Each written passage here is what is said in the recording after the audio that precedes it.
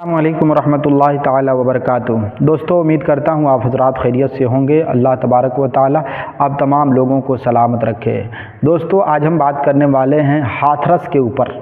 थोड़ी सी गुफ्तगू आप हज़रात समाअत फरमा लें। पहली मर्तबा हैं तो इस वीडियो को बने रहें, पूरा देख कर जाएँ कि हाथरस का क्या मामला था और हाथरस में क्यों लोगों में भगदड़ मच गई और कैसे ये हालात सामने पेश आए। आखिर क्या वजह थी? किसी ने कुछ फेंका, किसी ने किसी को कुछ धक्का दिया, या कैसे इतनी भगदड़ मच गई? बहुत सारे तहकीकात के बाद सामने मैंने बहुत सारा चीज़ें न्यूज़ को देखा और बहुत सारे पेपर को देखा। पढ़ने के बाद ये सर्वे हुआ कि वहाँ पे जो भगदड़ हुई थी हाथरस के अंदर में लाखों की तादाद में लोग पहुँचे थे और ऐसे ऐसे महिलाएं पहुँची थी जिनको चलने की शक्ति भी नहीं थी, वो भी उतनी भीड़ में पहुँच चुकी थी। वो सिर्फ उस बाबा को दर्शन करने के लिए और वो बाबा के दर्शन करने के लिए भीड़ लगी हुई थी। तो बहुत तरह के लोग अपनी अपनी न्यूज़ों चैनलों पे कुछ बातें अपलोड कर रहे हैं, शेयर कर रहे हैं, लेकिन जो अहम खबर है मैं आपको बताने वाला हूँ कि जितने भी बाबा के भक्त गए थे और जितने भी बाबा को मानने वाले गए थे, वो तमाम तरह के लोग कुछ तो बाबा से अंदरूनी खफा भी थे और कुछ ऐसे भी लोग थे कि जो बाबा को बहुत जानो दिल से चाहा करते थे। तो अक्सर जो हालात पेश आए हैं, बहुत से माताएं बहनें जो हैं वो गई थी बाबा को दर्शन के लिए, और दर्शन करने के लिए जब बाबा आ रहे थे तो उस आलम में तमाम लोग बाबा का पैर छूने के लिए कूद पड़ी। तो जब सारे लोग 2, 3, 4 ऐसे लोग थे जो कूद पड़े बाबा पे, मतलब पैर छूने के लिए। जब पैर छूने के लिए जब कूद पड़े तो कुछ माताएं बहनें भी थी जिनको ऊपर जाके गिर पड़े। तो उसमें माताएं बहनें ठेला ठेली करने लगी, उसमें तमाम भगदड़ मच गई।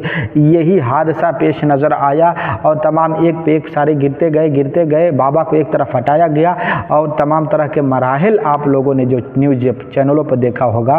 तो ये तमाम तरह के मराहिल, बहुत सारे ऐसे लोग ये डाल रहे थे कि कोई बात उसमें हो गई थी, कोई कुछ बोल दिया था, लेकिन ऐसा नहीं है। असल में पैर छूने का वो सिलसिला चल रहा था और उसी में बहुत सारे तेज़ी कर दिए लोग। उस तेज़ी में लोग एक पे एक गिरते चले गए, जिससे ये कोई नाले में जाकर गिर गया, कोई कहीं गिर गया, आप लोगों ने देखा होगा। और इन तमाम तरह के वाक़यात जो पेश आए हैं, ये एक गलती की वजह से पेश आया है। अगर उतनी भीड़ इकट्ठी करनी थी तो उसके लिए इंतज़ामात अच्छे से कर लेना चाहिए था और उन इंतज़ामात अच्छे से करके उसके बाद अपने भक्तों को बुलाना चाहिए था।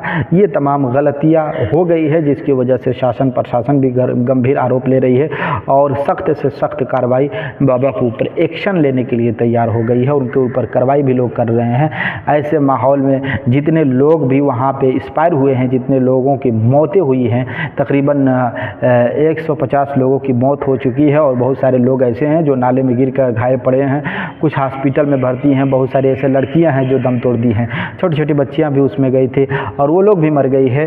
तो ये तमाम तरह का जो हिंदुस्तान में मुआशरा बर्पा हो चुका है और ये काफ़ी तेज़ी से वायरल हो चुका है। बहुत सारे ऐसे लोग हैं जो बाबा के ऊपर गंभीर आरोप भी लगा रहे हैं। क्या इसकी हकीकत है आप खुद ब खुद आप समझते होंगे, आप जान रहे भी होंगे। तो दोस्तों, बस कहने का मतलब ये है कि बस इतनी ही सच्चाई है और बस इससे ज़्यादा कुछ नहीं है। आप ज़्यादा के चक्कर में ना पड़े, बिल्कुल आप अपने आप को संभालें। जिस तरह से मक्का शरीफ में भी हादसात पेश आए हैं, हम लोगों की गमगीन उदासी पड़ी हुई थी मुसलमानों के ऊपर। तो ऐसा नहीं दोस्तों, किसी की भी मौत है, चाहे हिंदू हो चाहे वो मुसलमान हो, इनके ऊपर भी हम लोगों का मौत का मलाल है। और जितने लोग भी मौत में जा चुके हैं और मौत के घाट उठा चुके हैं, उनके लिए भी हम लोगों के दिल में भी बहुत सारा ऐसा ये है कि ऐसा हादसा ना होना चाहिए। और बहुत दिल उदास है इसलिए कि जब कोई ऐसा हादसा पेश आता है तो उसके घर वालों के ऊपर क्या मुसीबतें आती होंगी, ये आप बाखूबी जानते होंगे।